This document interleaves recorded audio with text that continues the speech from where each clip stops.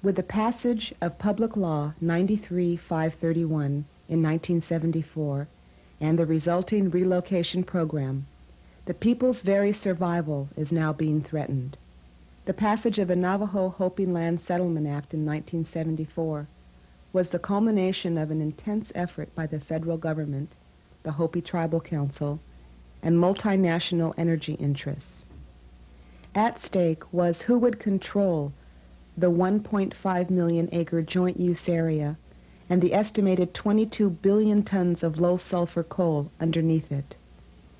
In addition to coal, the joint use area contains uranium and other economically valuable minerals. It was so bad that the first coal contract was made by a Mormon fellow, Mormon lawyer from Utah, who said, he told the Hopis, well, of course you're going to need the Hopi Tribal Council. They needed a negotiating agent, himself, of course, and the deal he struck was for a nickel a ton coal, and it gets even worse. That he took a contingency fee on the contract. It was a $3 million contract, and he took $1 million for himself, which is highly unusual. The first trail of the tears was with the Cherokees back in the last century. But we have one going on right now, and we'll tell you about it on Alternative Views.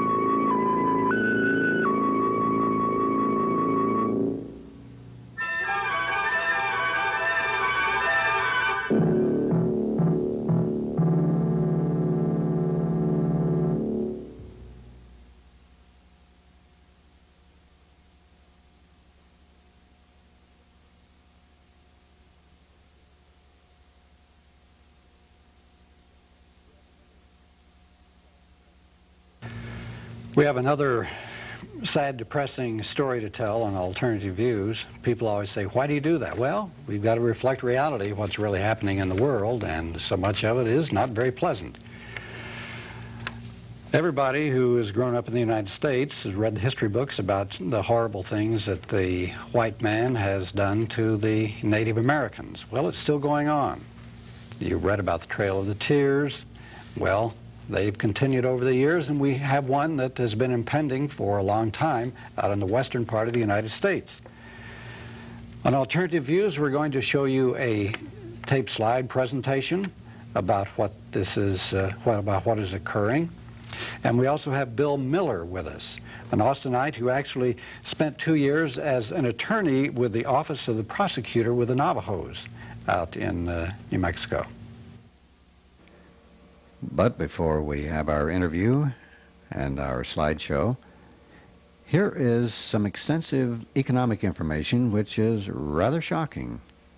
Well, we're fortunate to have with us John Cohn, who keeps an eye on such things as the Federal Reserve and what the big banks are up to. You've got some incredible stories here, don't you?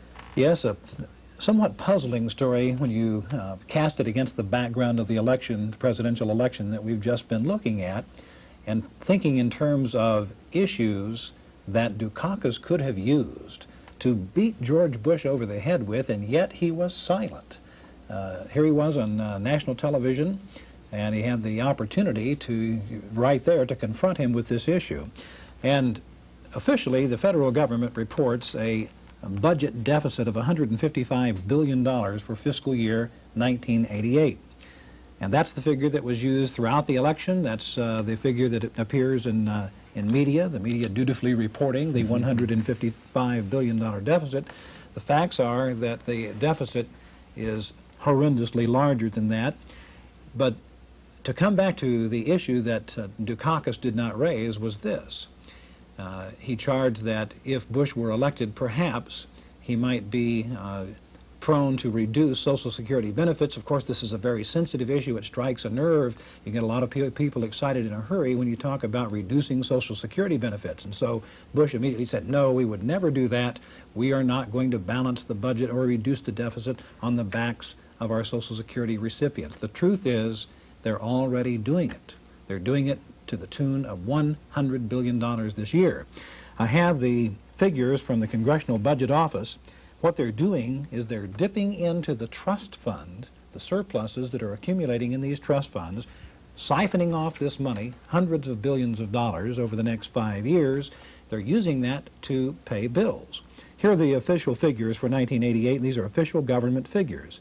This is money they've already taken. $39 billion from the Social Security Trust Fund, $16 billion from Medicare, $14 billion from military retirement, $20 billion from civilian retirement, $8 billion from unemployment, and a few smaller figures from other funds. It came to a cool $100 billion for fiscal 1988. Have they been doing this very long?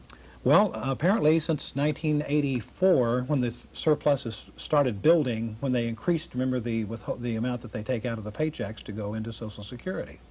So instead of having a $155 billion deficit, we have a $255 billion deficit this year. Phenomenal. It's a little bookkeeping trick, sort of like if a family was a little short and they borrowed some money from, say, a child savings account and put an IOU.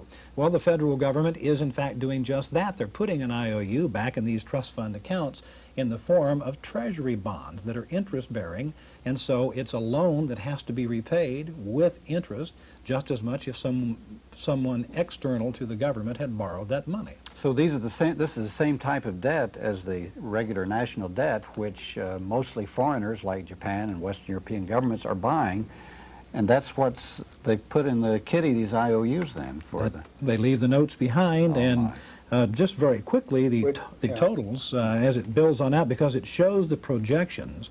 Now, these projections are based on the assumption that the economy doesn't really have a downturn, a serious recession or worse, but just going on with the entitlements that we know about now, and the projections are that next year they're going to take $116 billion, and then in 1990, $127 billion, and it keeps getting larger year by year, so that the total amount that they're going to siphon off from these various trust funds that I just listed will be $1,395 billion that will be taken out of those trust funds to pay bills with, and they're leaving IOUs behind. And so George Bush says we're not going to reduce the deficits on the backs of our Social Security recipients.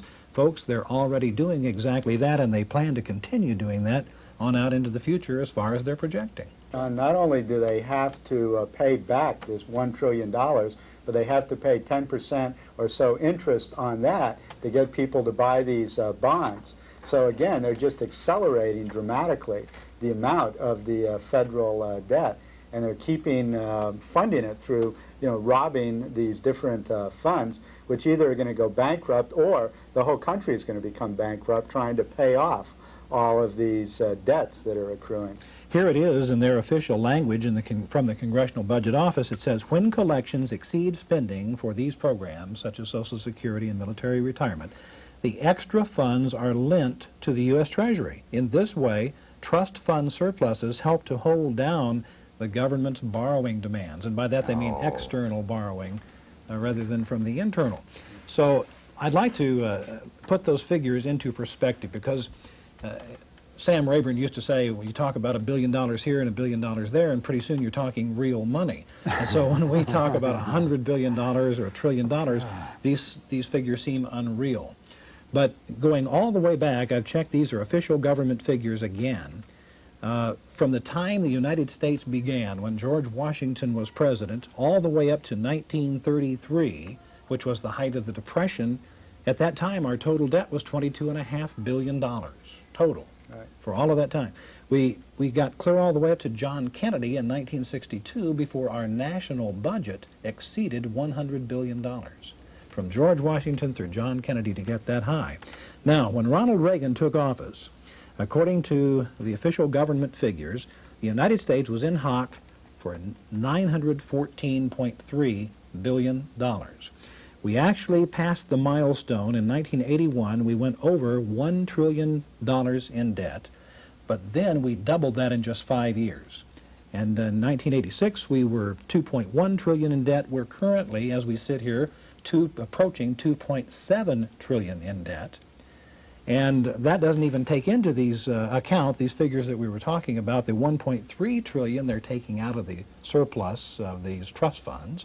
And of course, it does not take into account the money needed to clean up the nuclear waste problem with the weapons, plants that are shut down now. That's estimated to cost $150 to $175 billion.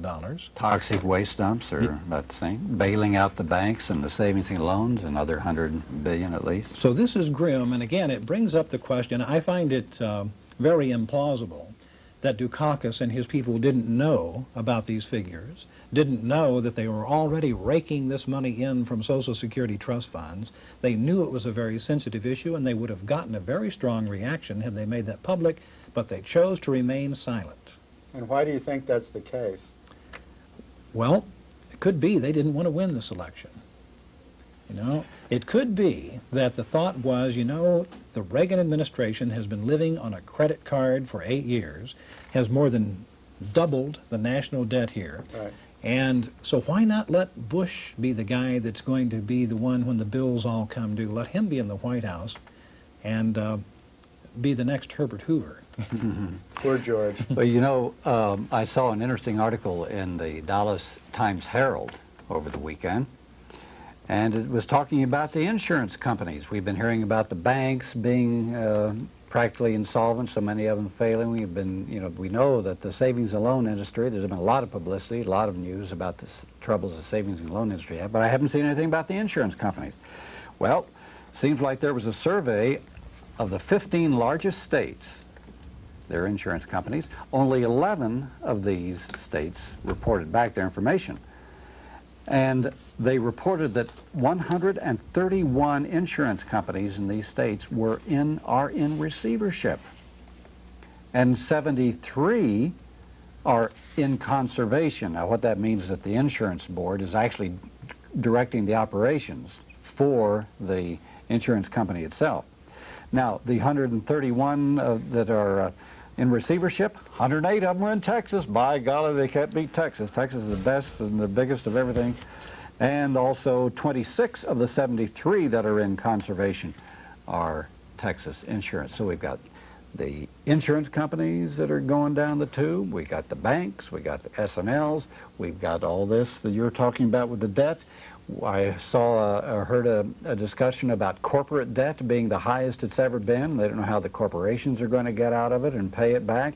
And personal debt, individuals, as high as it's ever been. It's scary.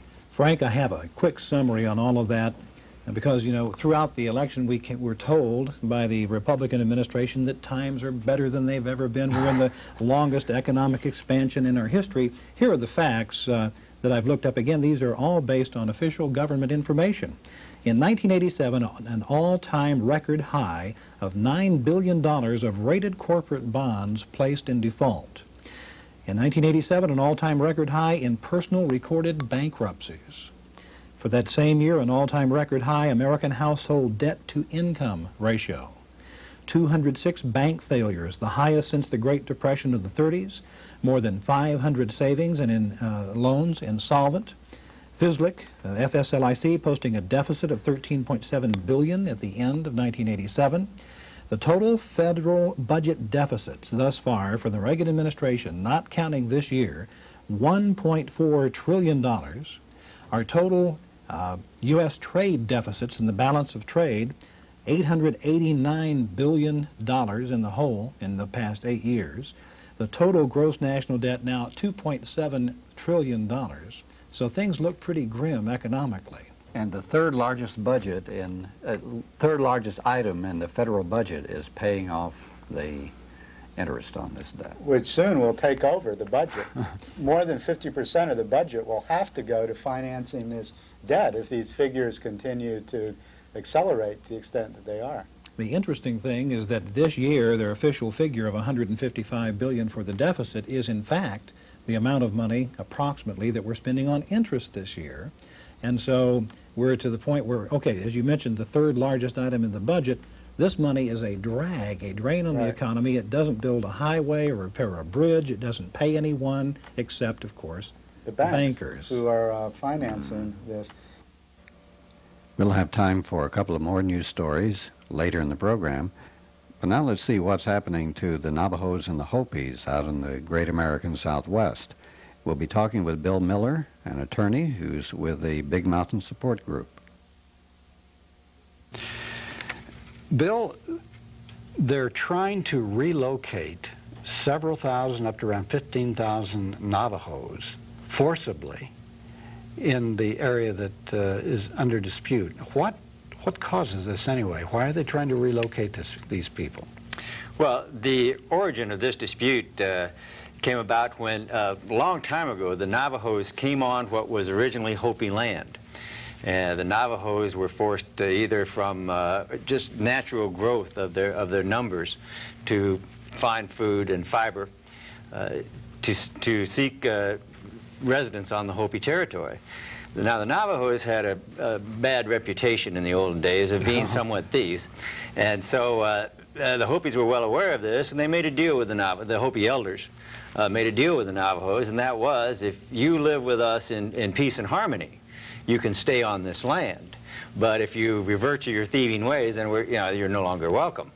And this was, I believe, probably 150 to 200 years ago. Now, were these actually reservations which were set aside by the white men, or were they the natural and original lands inhabited by them? Not at this point. They were the natural and original residences of the tribes. Mm-hmm. And the fact of the matter is that these Navajos who had migrated to the Hopi land lived on that land with the Hopis in peace and harmony, in a relationship that was really beneficial to both, because the Navajos were basically shepherds, sheep herders and cow herders, where the Hopis were farmers, they squash, beans, things like that. And so the combination of the Navajo and Hopi really provided for a good diet for both, and a mutual protection society. Were they actually living among each other and intermixing a lot, intermarrying, or were they living separately and were fairly well understood borders? It would be the former. They did intermarry, and they did live among each other. But they kept their distinctive cultures and religious attitudes and rites and all that. That's correct. Now, we frequently hear the term Dineh, and we hear the term Navajo. Now, are these the same people? Because you'll see the Dineh tribe is being, or the Dineh nation is being transferred. Are these the same people? Those are the same people. Dineh is what we call the Navajo word for themselves. They call in Navajo the term is Dineh. Dineh means the people. Navajo is an English-sized bastardization of a Spanish word, which allegedly was horse thief. Oh, anyway. That's where the Navajos got their bad reputation, from being horse thief. Well, it was recognized in that language, yes. Well, I guess the most significant thing that happened then was that, lo and behold, these lands became important to the capitalists, wasn't it? They discovered uranium and coal. And so naturally they want to move out the indigenous population, just like they've done in the past in the United States, and like they're doing presently in Brazil and the Philippines and other places. Well, it's even worse than that. What they did was that they set up tribal councils for both the Hopis and the Navajos. Now, these were not the indigenous governing bodies that either had. What they simply were a governmental organization that the United States government could therefore negotiate with. Well, of course, we put in our own people, and as a result struck sweetheart deals with them. In fact, it was so bad that the first coal contract was made by a Mormon lawyer from Utah, who told the Hopis, well, of course you're going to need the Hopi Tribal Council. They needed a negotiating agent, himself, of course, and the deal he struck was for a nickel a ton coal, and it gets even worse. he took a contingency fee on the contract. It was a $3 million contract, and he took $1 million for himself, which is highly unusual in contract cases. You usually take contingency. As a lawyer, you would take a contingency in a personal injury case or something like that. But no, he talked the Hopis into the 1/3 of the contract value for himself.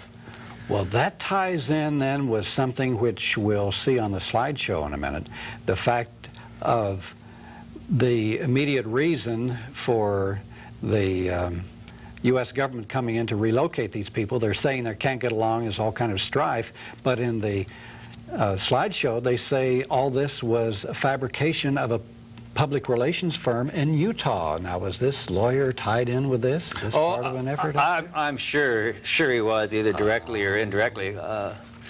There's been a very sad history of in fact, well, even Mormons dealing with the Navajo and Hopi, and they've certainly taken advantage of those people.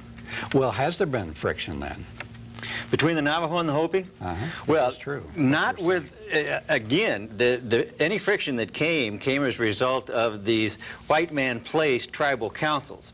You know, the tribal councils, which were not, in fact, the legitimate governing branch of the tribes, but rather a creation of Washington, so they would have somebody with whom to negotiate.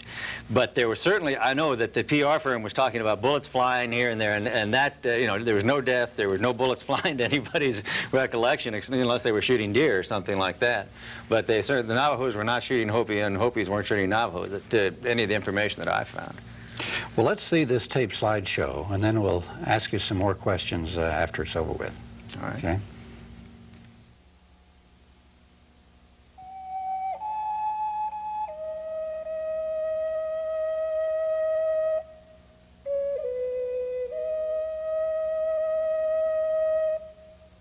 In our traditional tongue, we have no word for relocation.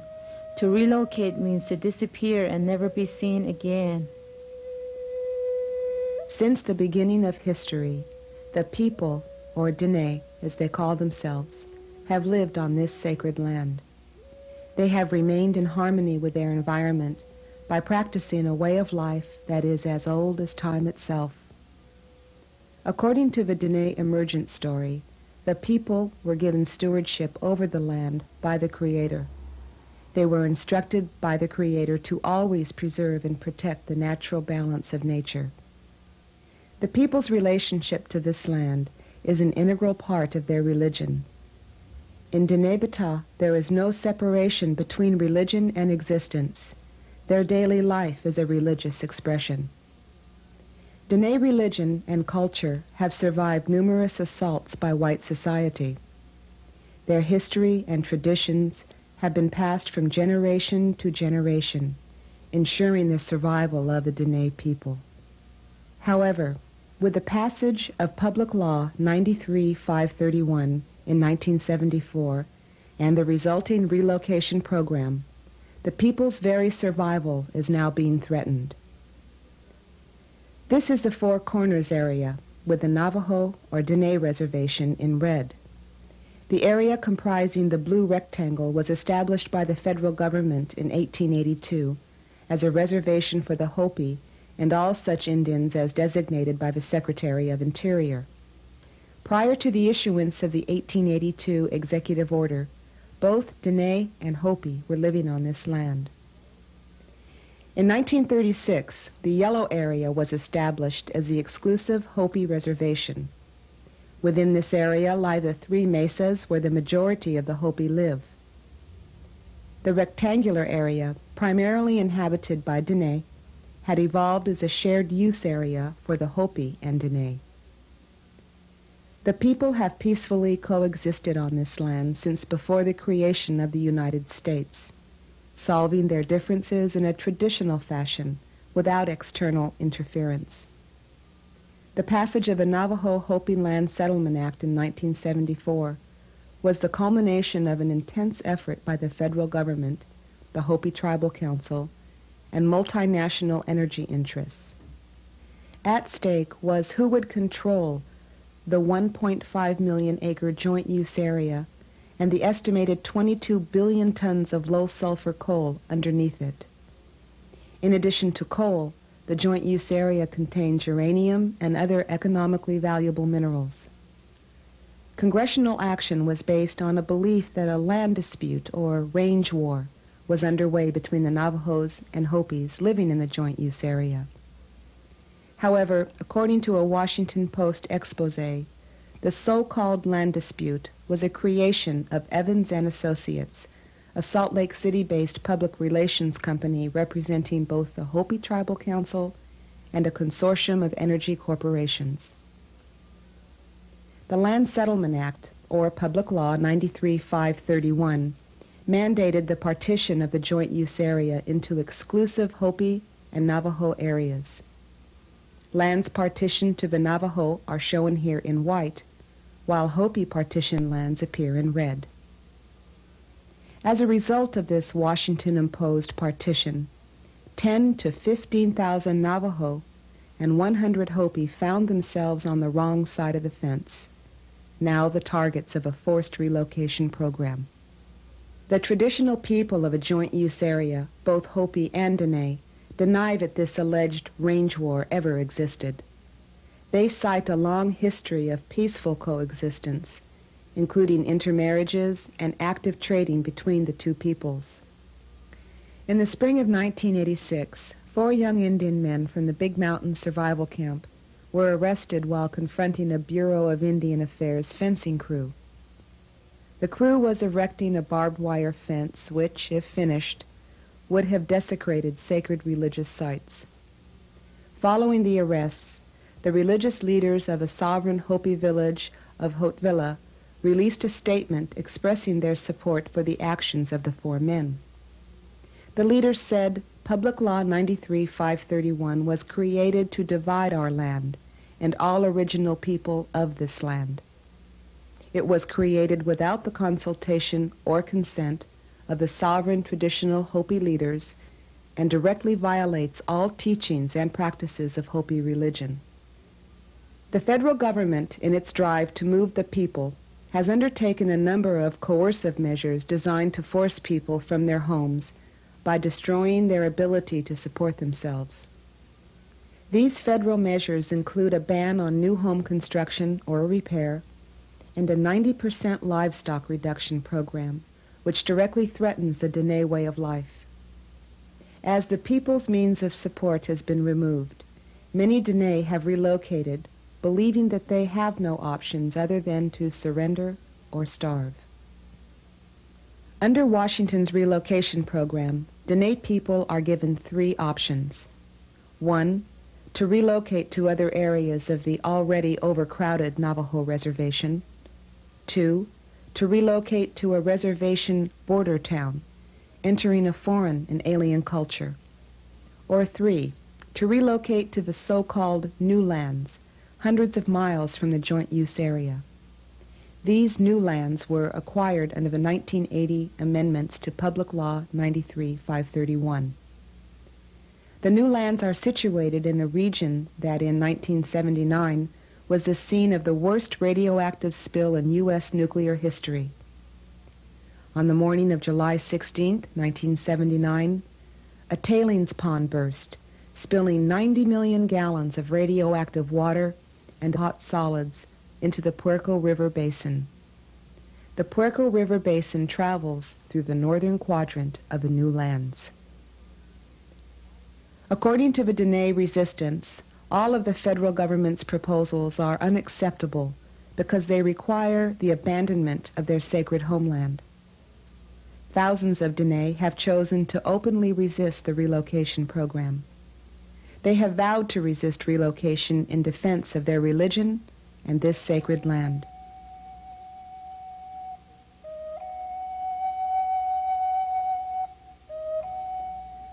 According to the Dineh, they were placed on this sacred land by the Creator, Mei-So of Big Mountain. We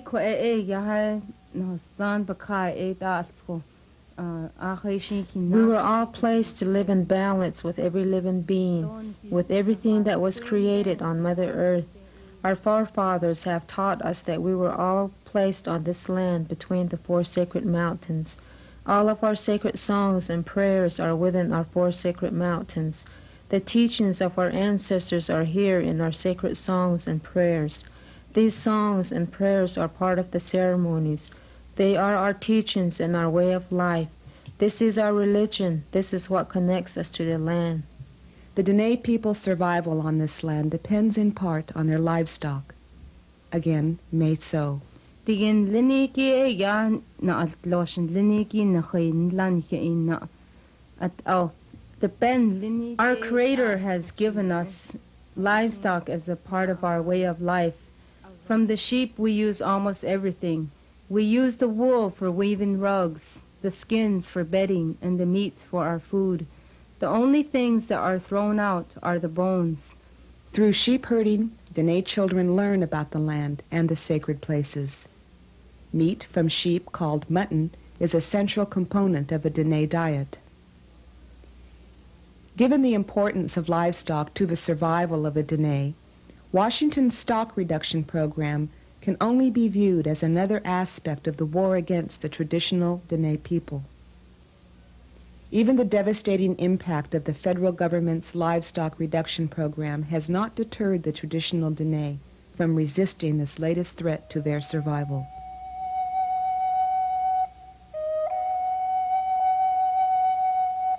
The Dineh people use dry farming techniques to grow corn and other vegetables in their sacred desert homeland. In addition to being a major part of a Dineh diet, corn is also used in religious ceremonies. Big Mountain resident Jane Bayaketi.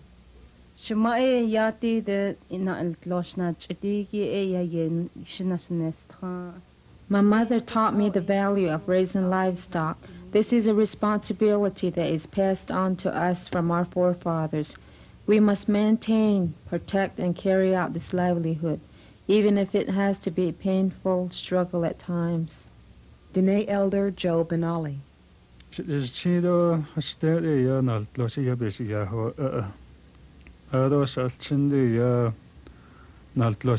I was born into a family that only raises livestock. I had raised my family with livestock. The sheep gives us food and wool. The sheep give us joy seeing them in the corral. The sheep sound nice to my ears. I have never had a modern job. I only know livestock.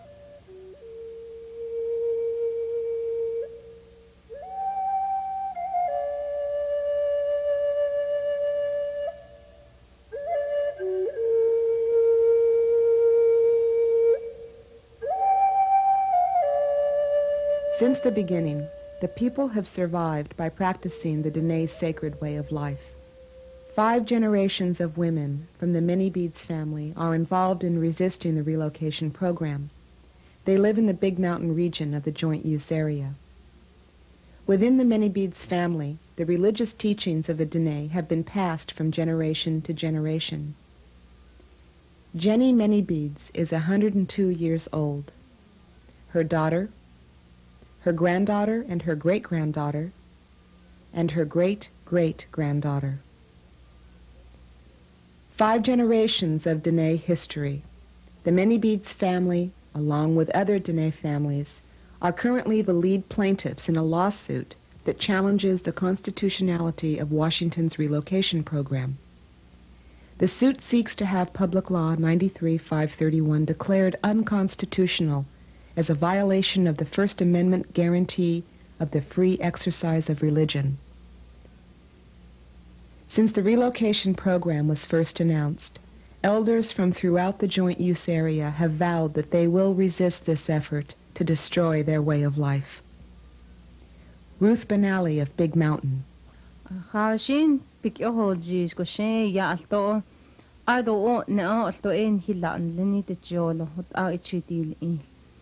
When the time comes, if we don't have any choice, we are going to use our fists. No matter how small I am, I'll fight all the way to the end. They told us to get rid of our livestock. Now they are trying to get rid of us. They are trying to kill us. Big Mountain Elder Aski Betsy.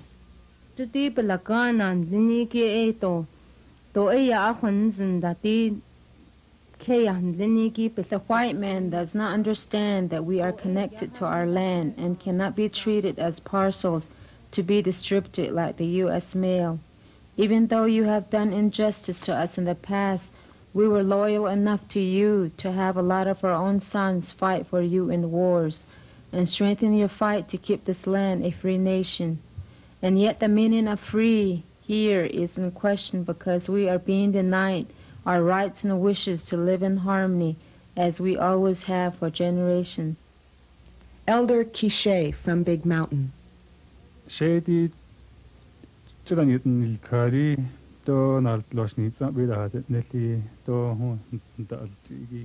I do not like relocation, stock reduction, or fencing. Big Mountain is for the people who live here. It holds our prayers. We pray without ceasing for our survival here, not somewhere else. We have no thoughts of relocation. Pauline Whitesinger of Wide Ruins west of Big Mountain. In our traditional tongue, we have no word for relocation. To relocate means to disappear and never be seen again. Mark Charlie of Tisto in the southeastern corner of the Joint Use Area. The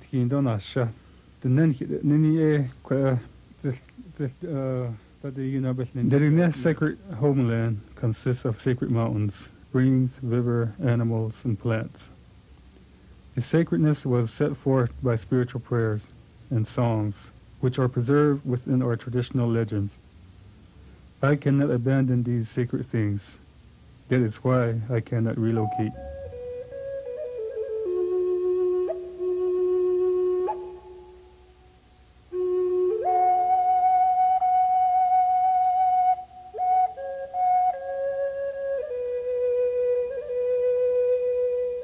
But it is not just the elders who are resisting.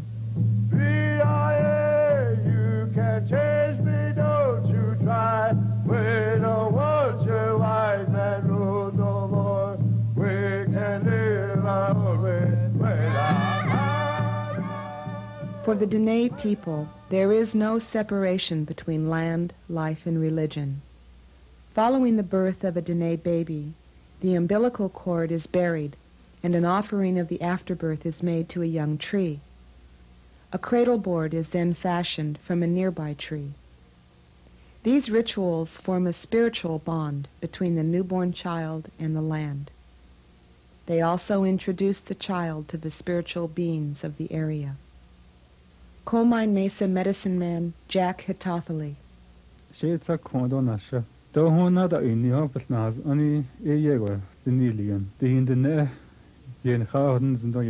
Our offering places are sacred to us, and the spiritual beings take care of us. We know the land and the spiritual beings here, and they know us. If we would relocate elsewhere, we would not be known by the spiritual beings there, and we could not perform our ceremonies. We would not be able to survive. The Hogan is the traditional home and a place of ceremony for the Dineh, the nexus between the individual, the land, and the entire culture. Mosquito Springs elder May Tso.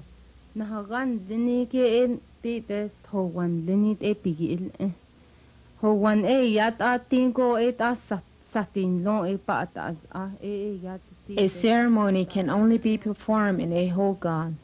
The Hogan has four main poses which represent the four sacred mountains. The top of the Hogan represents Father Sky. The bottom part is Mother Earth. Between these two are all living beings. In our ceremonies, all of our songs and prayers are within the Hogan. A Dineh Hogan is never abandoned unless it is struck by lightning or a person dies from causes other than old age. A Hogan that is passed down through the family is said to be blessed by the generations. The land is the Dineh people's altar. It is their place of worship. Unlike the Judeo-Christian religions which focus on people or events, American Indian religion, and in particular the Dineh religion, focuses on the place where an event occurs. Therefore, the religion is land-based and cannot be practiced at other places. Dineh people communicate with the holy people through offering places or altars, which are scattered throughout Dineh Bata. Knowledge of these sacred sites are passed from generation to generation. Offering places take many different forms, such as rock formations, buttes, trees, springs, and others. Harriet Wilson of Tisto. The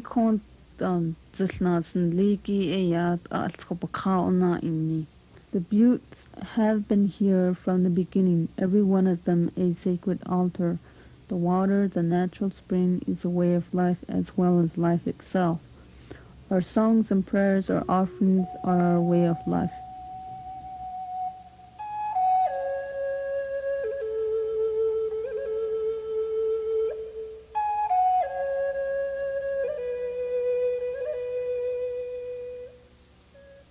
The United States was founded on the principle of religious freedom. However, the Dineh people are being denied this basic human right. To forcibly remove the Dineh people from this sacred land is to deny them the right to practice their religion, a right guaranteed by the Free Exercise Clause of the First Amendment of the United States Constitution. You put me in your boarding school, make me learn your white man rule, be a fool, oh, oh, oh, oh, oh.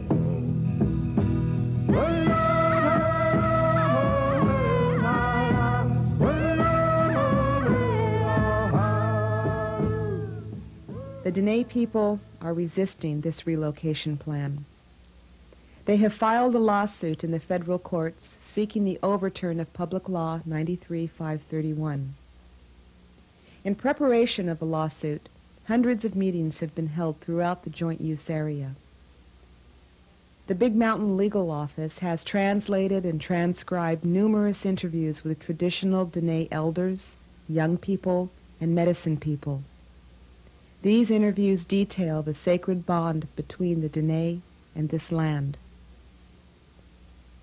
The resistance has undertaken this lawsuit in coordination with ongoing political and educational efforts. The time is now to act against this most blatant violation of basic human rights. This genocidal program must be stopped, and it is our responsibility as U.S. citizens. The sovereign Dineh people of the joint use area are resisting this so-called relocation plan. To the people, this plan is nothing more than another attempt to destroy them. Big Mountain Elder Nancy Walters. As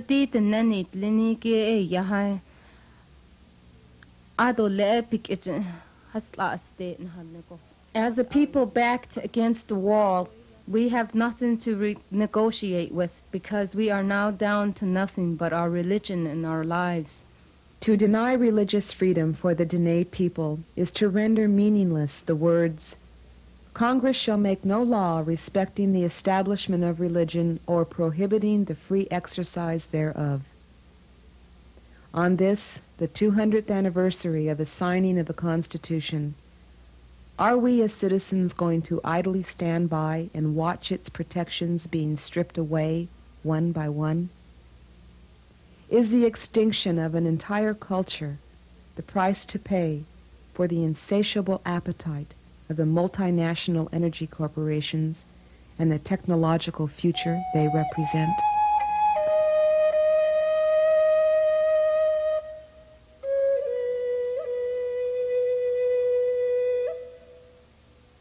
In our traditional tongue, we have no word for relocation. To relocate means to disappear and never be seen again.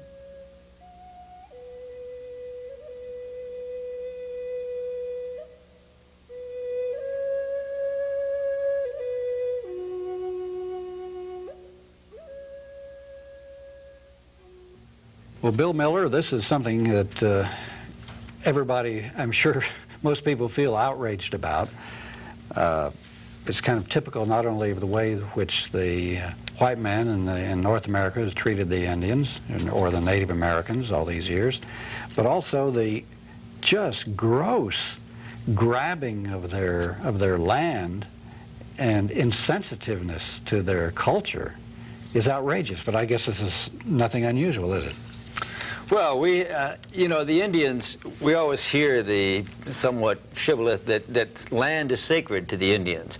But in fact, it really is. It's more than just a saying. The Navajo, for example, when they have a birth of their child, they take the umbilical cord and actually plant it in the ground in their backyard. This ties them both literally and figuratively to the ground.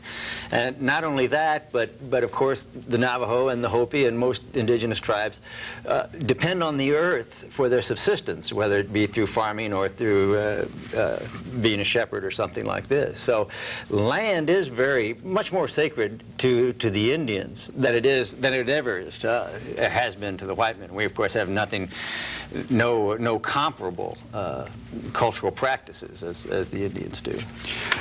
I'm surprised that they base their opposition or base their legal efforts against the U.S. government on religious grounds. I would think that just the mere fact of forcibly relocating around 15,000 people against their will would be against the law. I mean, certainly it's considered against the law internationally, and the United States always wags its finger when they talk about the Soviets relocating Poles in Poland or the Germans relocating populations. Or why can't they attack this legally from that point of view? Well, because the United States Congress has first made the determination that land is Hopi land. So they're not really relocating someone off their land. They're assisting the Hopi Tribal Council in getting the trespassers off their land. Well, even though people have intermarried and have been living together and among each other. Yeah, and again, it was completely a congressional determination of what land belonged to which tribe. And it really did not, as you point out, have anything to do with the current practices, land use practices and cultural practices of the two tribes. Now, this dispute's been going on for many years. We've done a couple of programs on alternative views going back as far as 7 or 8 years ago, in which they were talking about this. Why is it still bubbling? Why hasn't it been settled one way or the other? Well, the reason, a couple of reasons, but the main reason is that the Navajo simply refused to leave. and the United States and the Hopi tribe are reluctant to use force to remove them. But the Navajos, there are at least 50 families of Navajos say that they will not leave alive. And that just would cause an escalation in violence that neither the United States government, the coal companies, or the Hopi tribe is ready to impose. What's the present status of it then? It's in terms of the relocation, it pretty much is in limbo. The Hopi tribe, at least the Hopi Tribal Council, has said that most recently that they really wouldn't mind living with the Navajos who want to stay there. The FBI has said, well, we're not going to take anybody out by force. And the Navajos have responded through the Big Mountain Legal Offense Committee, at least the Navajos that are living on that land, by filing some lawsuits which are challenging the government's right and the Hopi's right to take them off the land in the first place under, as you indicated earlier, the First Amendment, the free practice of their religion, because they're saying that to be relocated would so contravene their religious rights that that in itself is a violation of the Constitution of the United States. I don't recall too many cases in the past where the courts have honored this in the case of Indians, though. What chances do they have? Well, I don't think that this has come to the courts recently, and certainly the other decisions probably.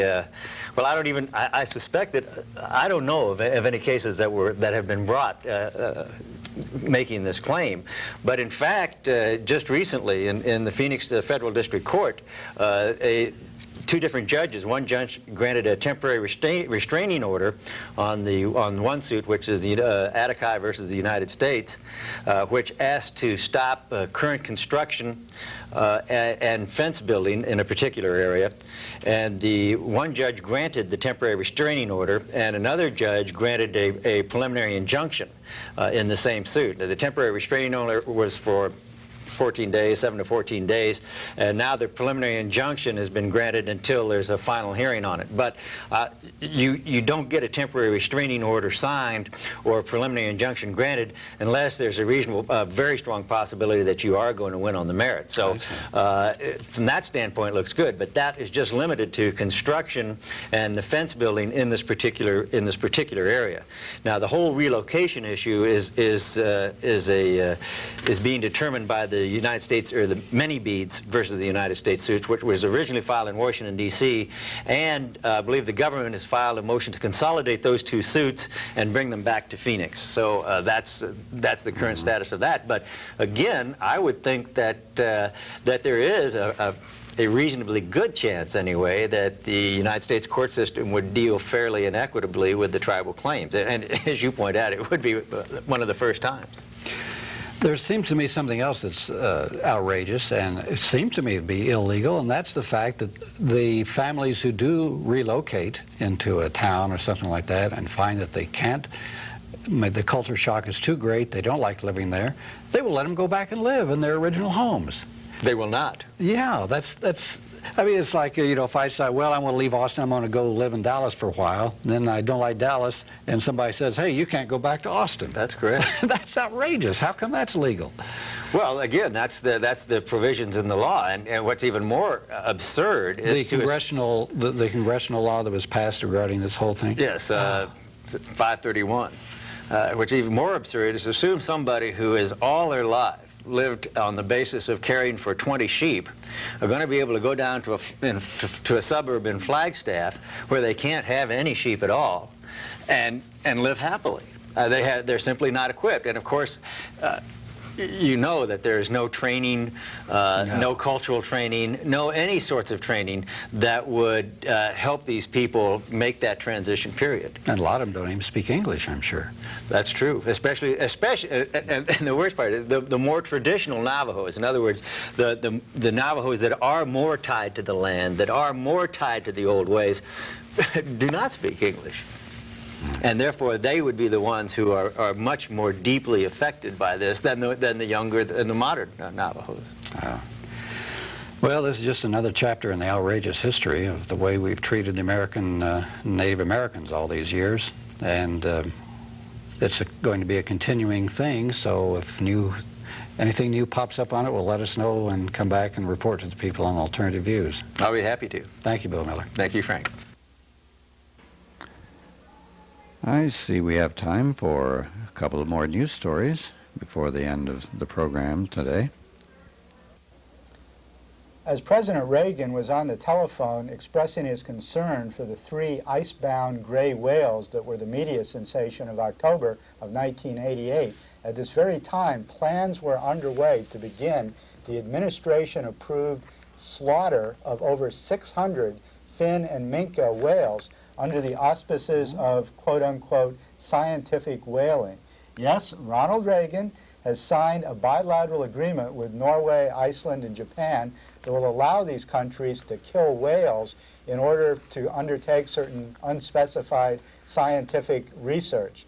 According to David Phillips, who's the director of the Earth Island Institute, that this attitude of Reagan's to express concern over 3 whales trapped in Alaska while the TV cameras are rolling, but allowing over 600 whales to be hunted down and brutally slaughtered while nobody's watching, is simply symptomatic of the hypocrisy of the Reagan administration that Reagan himself has perfected to such a art.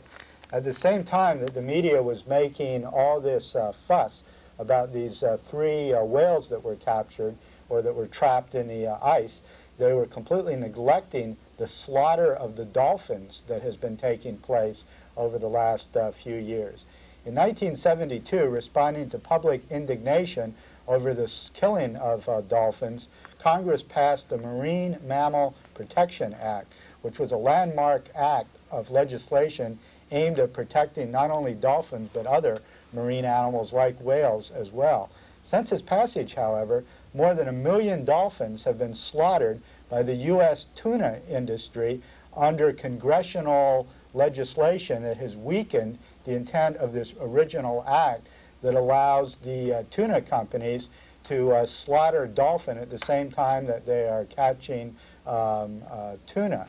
This has reached such an extent that the same groups that in the late 60s and early 70s began a boycott of the tuna companies because they were killing off the dolphins and using dolphin meat in the tuna, have called for renewed boycotts, in particular of Ralston Purina, that makes chicken of the sea tuna, the Heinz Company, and then Bumblebee tuna. These are the tuna companies that have led the way in the slaughter of the dolphins that various environmental and animal protection groups have called for a boycott of.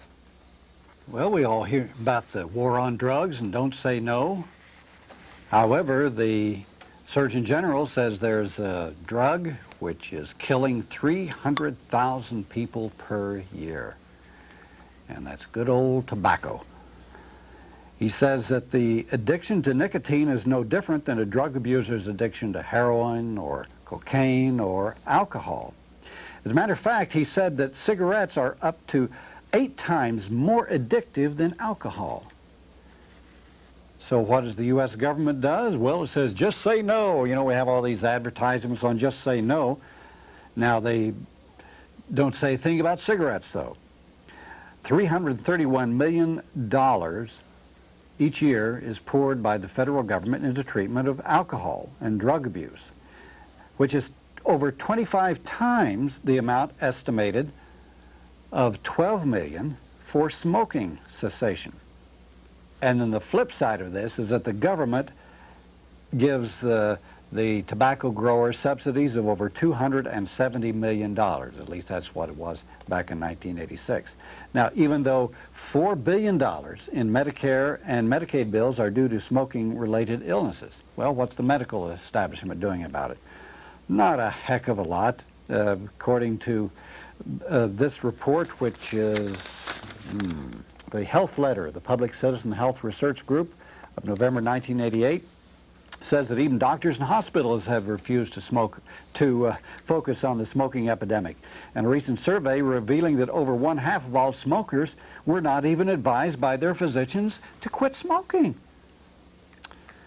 So, however, it also says that the consensus is clear that there are certain ways that are very tried and true that can be used so that people can kick the habit of nicotine. Well, who's to blame? According to the newsletter, the neglect lies in many laps. The government's caved into the tobacco industry. Medical schools don't train physicians in methods of smoking cessation. Physicians really don't know very much about these effective techniques, but when they do use them, it helps their patients to quit. Hospitals treat tobacco-caused illnesses, but they do little to help people give up on cigarettes.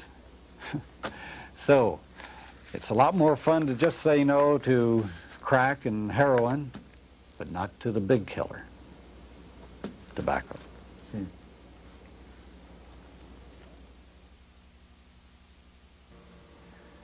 That brings us to the end of another Alternative Views.